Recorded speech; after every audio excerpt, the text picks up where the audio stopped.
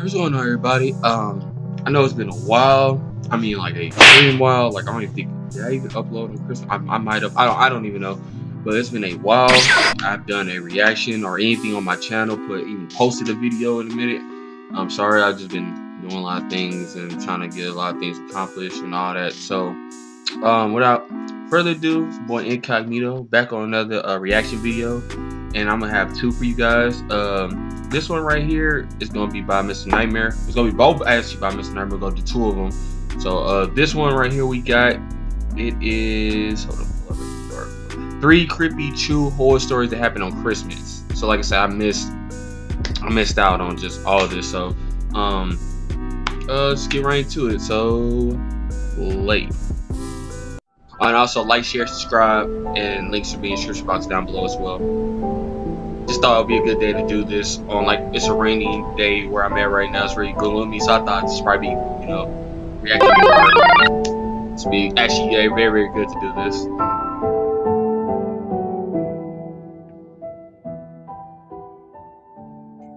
Meeting my ex-girlfriend's family during the holidays was the worst weekend of my life. They lived in a different state than my ex Kaylee and I. We were on Long Island in New York. They were all the way up in Vermont.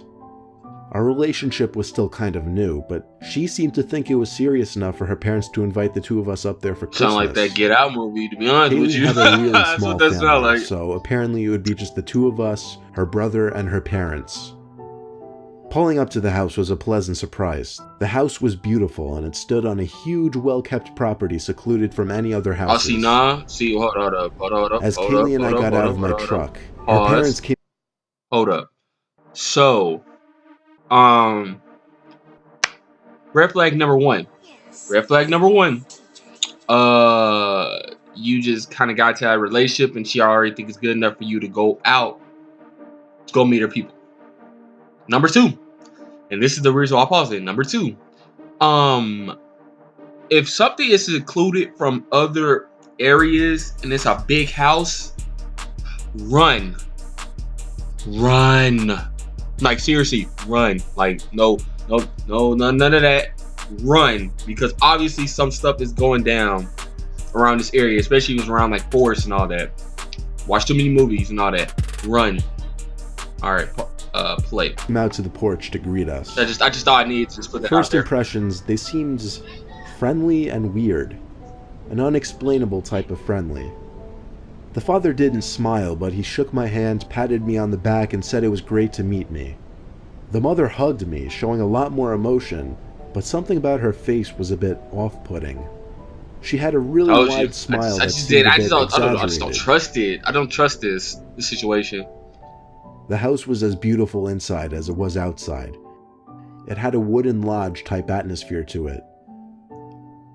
A little while later, I met Katie's brother Paul, who got home from work.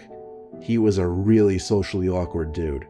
He had a bowl cut and had a whole tattoo sleeve running up his arm. We had dinner, which was awkward at certain moments, but other than that, it was kind of normal. After dinner, we watched a Christmas movie in the living room. I tried not to make eye contact, but I could tell Paul kept looking at me for extended periods of time, on a few different occasions. What? That's, yeah, that's pretty awkward. I finally looked back at him, and we locked eyes for like 3 seconds before he turned back to the TV. Okay, he was giving me the most judgmental stare I'd ever seen, and it made me only more uncomfortable. At the end of the night, Kaylee and I were in the guest room, which had an attached bathroom.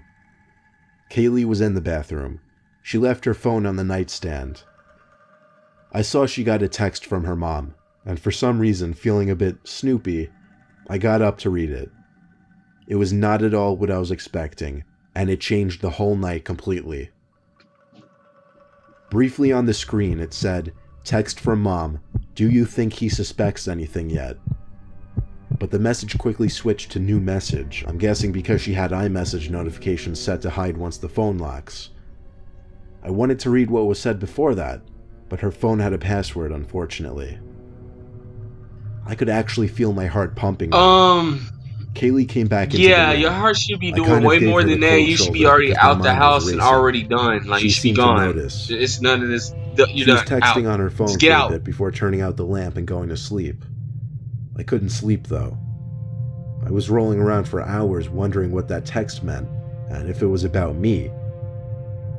And what the hell was up with her brother? It was exactly 2 in the morning when I heard Kaylee get out of bed, but she was doing so very quietly. Normally I'd find this to be a kind gesture, but under the circumstances, I was finding this suspicious now. I didn't move. I pretended to still be asleep. I heard her come to my side of the bed and stand there for a few moments, then leaving the room and walking downstairs. Then I heard someone else walking downstairs, and then another person. Something was going on. I went over to the top of the stairs to listen to what was going on downstairs. There was a bunch of talking, but in very low voices. I walked down a few stairs quietly. The talking was coming from the dining room by the stairs. It sounded like they were planning something. I heard Kaylee say something. Pause. Okay. Like I say, get out. Get out now. Get on your feet if you have to. Get to the nearest house that's around or something. If you didn't drive up there yourself, because it's no personal reason why you're still in this house, in this predicament. You came out there, you drove. Get your stuff. Just go. Just need your phone and leave. But bullet out that thing, you know. None of this, because once you seen that text message, I'm pretty sure all you guys watching this video, all you guys, I'm pretty sure that if you see that message, male or female, and you in an environment that you're not used to, and then they acting weird on top of that, and you tell me you're not just gonna vote? Come on now. I go back up, you stand by the door. Then I heard her brother say something, but what was going on was really starting to hit me in the face, or at least what I think was going on. I went back to the room to grab my stuff and leave. As I was grabbing the keys, I noticed something in the corner of the room. I turned the lamp on, which exposed Kaylee's dad sitting in a chair in the corner of the room, blank expression on his face behind his glasses, staring at me. I screamed at least 4 times, "You're all crazy," as I ran to my car. I put the car in drive practically before the car was even fully on, and floored it out of that long driveway back to the road. I didn't stop once except for gas, and at that gas stop I checked my phone and saw Kaylee texted me saying, "What the fuck happened?" I didn't respond, not until later that night when I got home. I said, "I don't know what you and your sick family were planning on doing to me. I don't want to know. Don't ever contact me or come near me again, and I won't report this."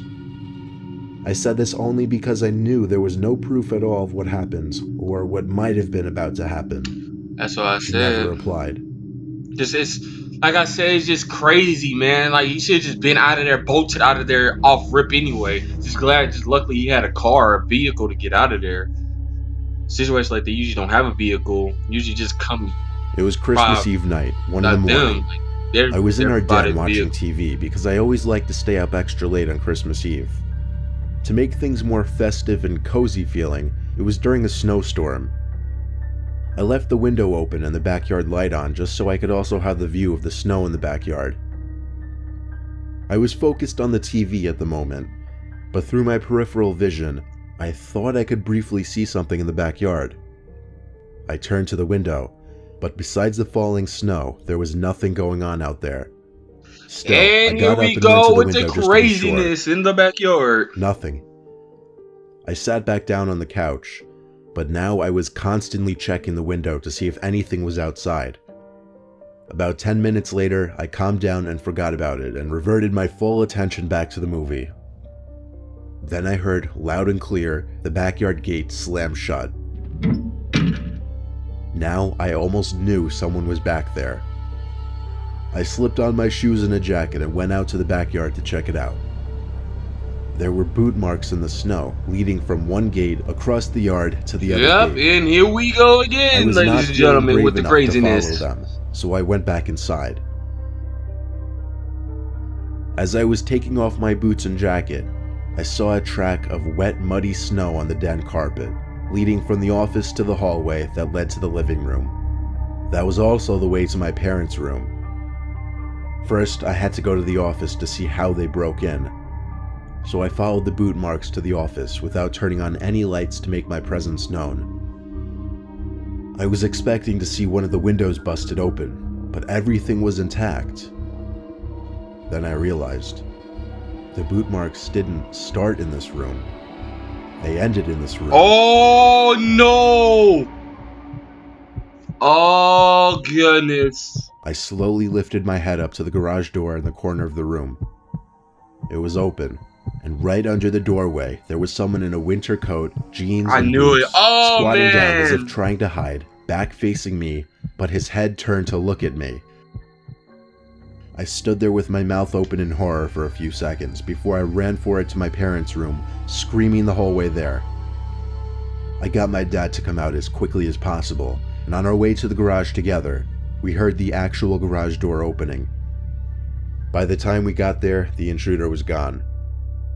Realistically, we could have followed his boot marks, but who knows how far he'd gotten by that point. Oh man, that's crazy. We found out man. he broke in through an unlocked living room window. Just goes to show if somebody has intentions of breaking into your house, they'll find a way, which is why you should always lock all your doors and windows. Man, see that snow and stuff, man, that stuff be creepy sometimes during certain parts of the year, man. Like I don't know, oh man. Woo! I'm in an area that really doesn't snow like that. I'm the oldest of 4, and during the events of the story, I was 16, my younger sister was 11, and my 2 younger brothers were 8 and 7. My parents and their group of friends were part of a club that was basically for rich, snobby people. The club always hosted a Christmas party one night in December each year at a big fancy firehouse. Of course, for all the younger kids, like my siblings, somebody would always dress up as Santa Claus and hand out the presents that were left in a sack by a chair, which had a red blanket over it. Seems pretty normal. This year, my dad's best friend Michael was dressing up as Santa. He was sitting at the same table as us, so when the time came for him to leave and get changed into the Santa suit, I saw him get up and walk out the door. There were like 20 young kids there, they never noticed. Everyone was having a good time, chatting and whatnot, kids playing on the floor in the center of the room, when the door to the firehouse opened and bells were heard jingling. All the kids jumped up yelling Santa, and in came Michael in a surprisingly unimpressive Santa costume. It honestly looked like the cheapest thing he could find at Party City. A serious downgrade from last year. The hat and the beard were alright, but the costume just seemed cheap. Not the usual costume the club supplied. He chuckled and did his best Santa impression. I had to say, he was doing a really good job of changing his voice though. I saw a few of my parents' friends whispering to each other. Michael grabbed the bag of gifts and said in his best Santa voice he'd be right back with the presents. I don't like the way that I don't like where this is going at all. I don't. He walked out the door with the bag of gifts. Feeling that it's like something in there. That's like when my dad and a couple other guys ran after him. I don't know. Hey, I still didn't know what was going on. Not until my mom told me that wasn't Michael. I wanted to feel important, I guess, so I ran outside to the parking lot as well, where I found my dad and 2 other guys standing there, looking around dumbfounded. The man dressed as Santa was gone. The real thing they were concerned about was where Michael was. Michael's car was also missing. I asked them if they were sure that wasn't Michael. They were all positive though. We tried calling Michael, but his phone was off. We tried his house phone after a while too, which went to voicemail. We had to send a search party, but we couldn't find him anywhere. That man killed Michael. Eventually my dad and I returned to the firehouse to pick up my mom and siblings. Just about everyone went home. I already know. The dude that faked like he was Santa killed the dude Michael. Probably took his body somewhere, took his car, and that's why his car is gone and nobody's answering the. That's so sick. Then he put on that uniform, act like he was Santa. Probably took some gifts and just booted out of there. That's wild. That's crazy. That's just wild. I just can't. Oh man, that's crazy. Oh, okay. That's my assumption on that. Okay. By then, I waited outside. I heard a scream for help in the distance. It came from the woods, deep in the woods. I ran to the tree line to scream back Michael's name. He yelled back help again. It was him. I was too excited to go back for my dad, so I ran into the woods following his screams for help, and I found him, tied to a tree in a bloody mess. Blood was dripping from his forehead down to his face. He looked like he'd been beaten by a blunt object. I cut the little rope with my key, and he struggled to his feet. I walked him back to the parking lot, and he screamed when he saw his car was gone. When Michael left the building planning to get changed into the Santa costume, he was jumped by 3 guys wearing masks, one of whom struck him in the forehead with something metal repeatedly until he was knocked out. Next thing he knew, he woke up tied to a tree in the woods. It's sick to think that 3 or 4 men could have set up a plan like this, involving harming somebody just to steal a bunch of gifts from children. Some of them pretty that's expensive. So sick, bro. That is so sick. Injury, they stole Michael's $50,000 car. I felt terrible for him, and I still do. It's not the kind of story that he can just bring up for fun. It's still a painful story to tell, even for me. Alright, we gonna pause. We gonna end it right there, because it's just gonna fade to black anyway. But that is just so sick. This was 3 creepy true horror stories that happened on Christmas. I just hope that you guys, I know it's the new year now, 2018 and all that.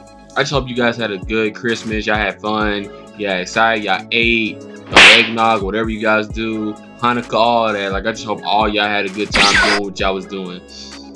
Like, I just know me, I had a basic little Christmas little day with my people, but you know, it's still like this right here. This right here is like really, really sick. This last story is really, really sick. Most of these stories are sick anyway, but like this last story is really, really sick. Like how you gonna just steal both gifts for children and just steal a car like that. That's really, really like messed up in my opinion. But you know, people do that. But like I said, it's been your boy Incognito. Like, share, subscribe on this video. Links should be in the description box down below, original video and all that. Description box down below. And yeah, I'm out. Peace. I don't wanna be alone.